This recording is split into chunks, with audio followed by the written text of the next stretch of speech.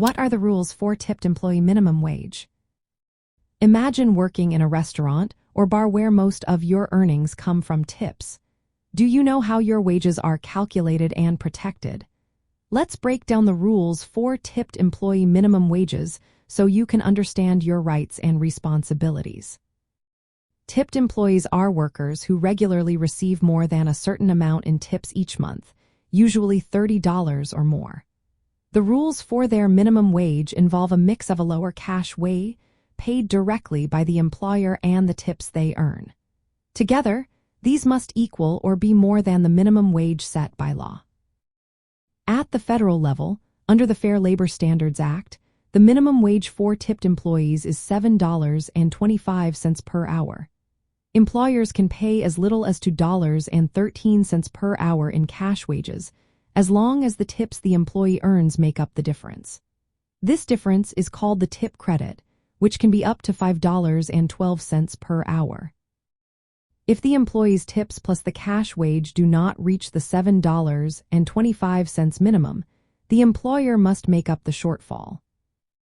Employers are required to tell tipped employees about the tip credit system before applying it. They must keep accurate records of all tips received.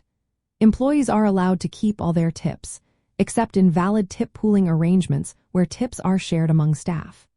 Employers also need to regularly check payroll records to ensure that each employee's total earnings meet or exceed the minimum wage each pay period.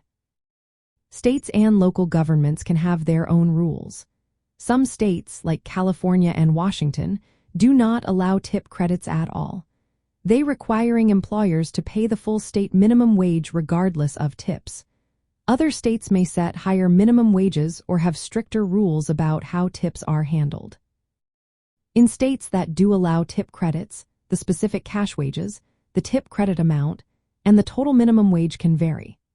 For example, in New York State in 2025, food service workers in New York City must earn at least $11 in cash wages per hour, plus a tip credit of up to $5.50 per hour, to reach a total minimum wage of $16.50. Some states also limit the amount of non-tipped work or set minimum tip earnings in certain hospitality settings. Some states like Michigan are gradually increasing the tipped minimum wage over several years to reach full parity with the standard minimum wage.